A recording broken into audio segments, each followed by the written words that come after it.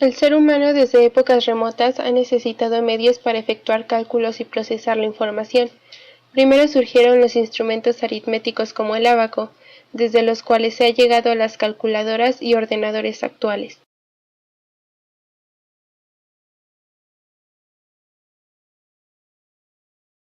El ábaco es un instrumento de cálculo que utiliza cuentas que se deslizan a lo largo de una serie de barras de metal o de madera fijadas a un marco para representar las unidades, decenas, centenas, unidades de millar, decenas de millar y centenas de millar.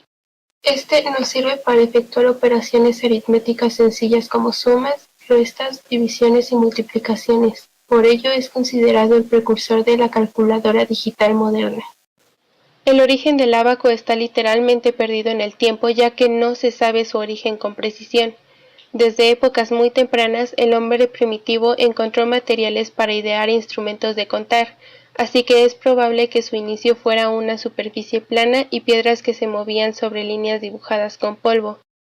Después fue utilizado por mercaderes en la Edad Media a través de toda Europa y el mundo árabe, pero fue reemplazado en forma gradual por la aritmética basada en los números indoárabes. Muchas culturas han usado el ábaco, aunque en las culturas europeas desapareció al disponerse de otros métodos para hacer cálculos, hasta tal punto que fue imposible encontrar rastro de su técnica de uso.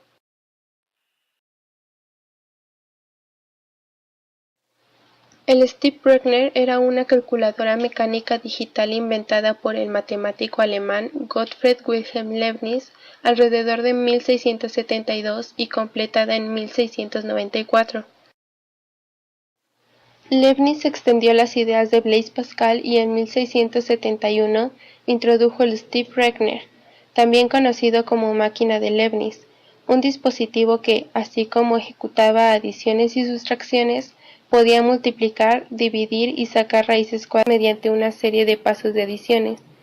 Fue la primera calculadora que pudo realizar las 5 operaciones aritméticas. Sin embargo, la máquina Leibniz no era fiable debido a que tenía piezas mecánicas que tendían a trabarse y a fallar.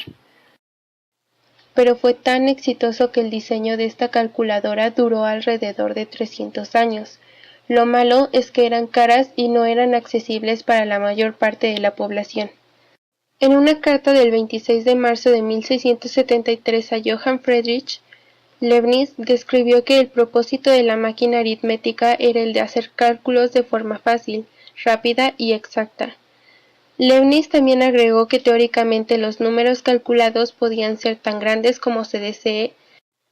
Leibniz dijo una vez: "Es indigno de hombres excelentes perder horas como esclavos en el trabajo del cálculo, porque si se usaran máquinas podrían delegarse con seguridad a cualquier persona". La máquina tabuladora.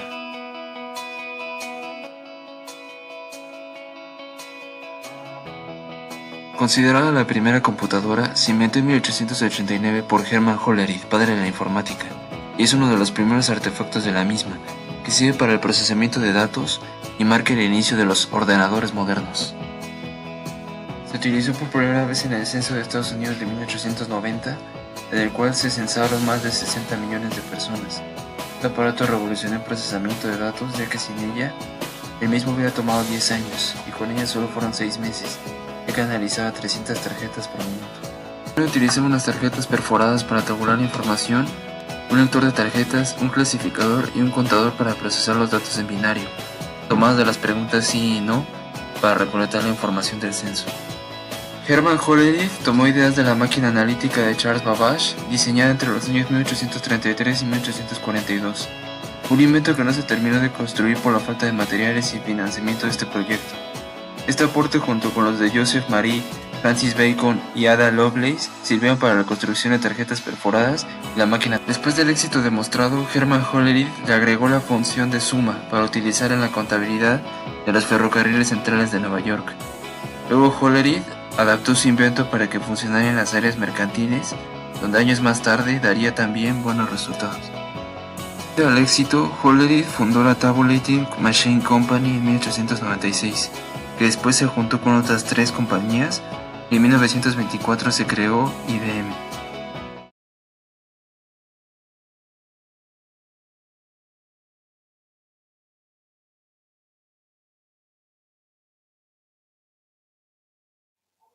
El uso de la computación fue rápidamente utilizado durante la guerra.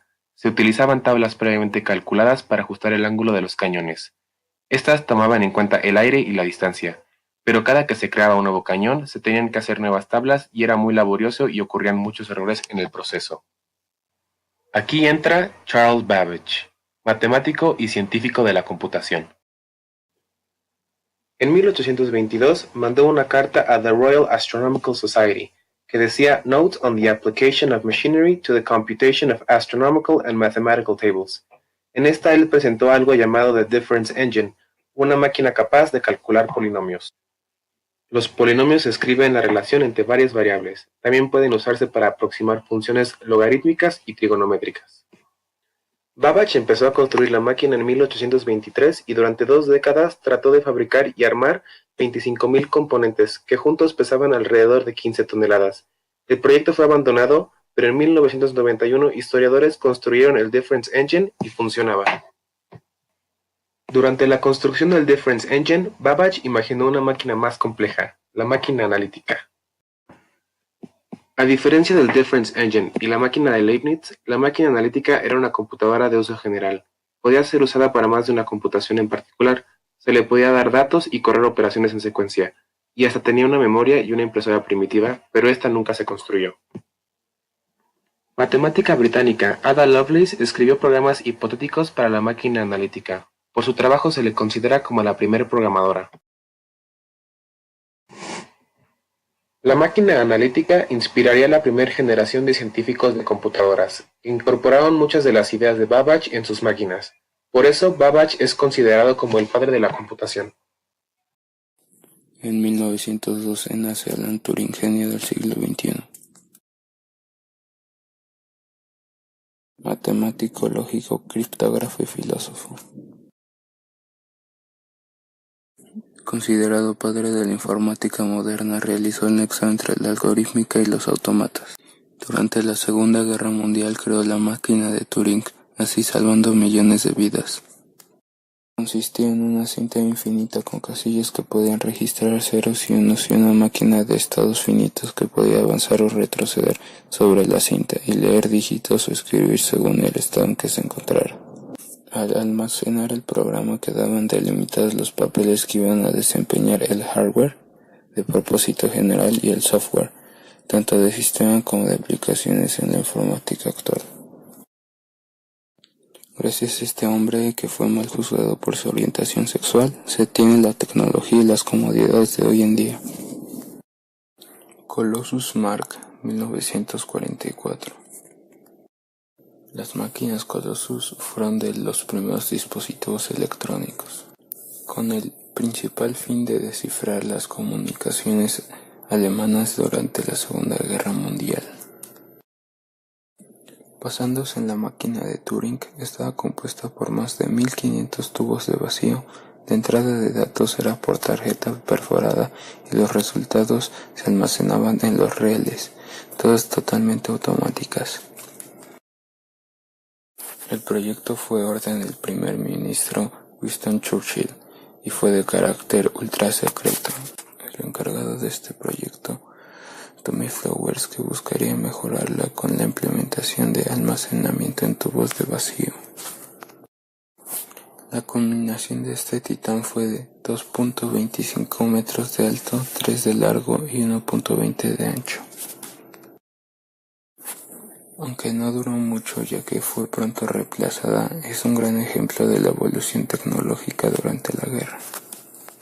La computadora Mark I de la Universidad de Harvard fue diseñada en 1930 por Howard Aiken, un estudiante graduado en física teórica en la Universidad de Harvard, pero fue construida y desarrollada hasta el año de 1944 durante la Segunda Guerra Mundial para los aliados por una asociación entre la Universidad de Harvard y la IBM. Podía realizar 3 sumas o 3 restas por segundo, multiplicaba en 6 segundos, dividía en 15 segundos y podía realizar operaciones más complejas como una función trigonométrica, pero para estas tardaba más de 1 minuto. Esta computadora estaba basada en rieles, tenía 800 kilómetros de cables, tenía dimensiones de 17 metros de largo, 3 metros de alto y 1 metro de ancho. Tenía un peso aproximado de 5 toneladas, También fue la primera y más grande calculadora digital. A la Mark I de Harvard se le hicieron mejoras sucesivas con el tiempo, y así se obtuvieron también la Mark II, III y IV. El 9 de septiembre de 1947, uno de los ingenieros que trabajaba en la computadora, ya en ese momento Mark II, encontró una polilla atrapada en uno de los rieles del sistema que impedía el correcto funcionamiento de la computadora. Es por eso que desde ese momento al fallo de una computadora se le conoce como bug, que en inglés significa insecto o bicho. La ENIAC fue construida en la Universidad de Pensilvania por John Presper y John William en el año de 1946. Ocupaba una superficie de 167 metros cuadrados y operaba con un total de 17.468 válvulas electrónicas o tubos de vacío, que a su vez permitían realizar cerca de 5.000 sumas y 300 multiplicaciones de hasta 10 dígitos por segundo. Esta computadora pesaba 27 toneladas, medía 2.4 por 0.9 por 30 metros, requería de la operación manual de unos 6.000 interruptores y su programa o software, cuando requería modificaciones, demoraba semanas de instalación manual. La ENIAC elevaba la temperatura del local en el que se encontraba hasta los 50 grados centígrados. Esta fue la primera computadora electrónica programable verdadera de uso general. A las 11 horas con 45 minutos del 2 de octubre de 1955, la ENIAC fue desactivada para siempre. Vamos a conocer al transistor. Vamos a conocer primero lo que es el transistor. El transistor es un dispositivo electrónico semiconductor utilizado para entregar una señal de salida en respuesta a una señal de entrada. Cumple funciones de amplificador, oscilador, conmutador o rectificador. Que surge en los laboratorios Bell de la AT&T. Se busca un conmutador de estado sólido para ser utilizado en la telefonía y para reemplazar tanto a los relés como a los sistemas de barras. Luego se contempla la posibilidad de obtener el reemplazo de la válvula o tubo. Mervyn Kelly buscó un grupo de científicos que dieran con la solución a los problemas que causaba el tubo de vacío y tenía algo en mente para reemplazarlo: los semiconductores. Seleccionó como jefe del equipo a William Shockley, un brillante y ambicioso físico teórico. Shockley incorporó al grupo a Walter Brattain, físico experimental, al físico teórico John Bardeen y a un variado conjunto de físicos, químicos e ingenieros. El equipo llegó a conocerse como el Laboratorio del Infierno de Bell.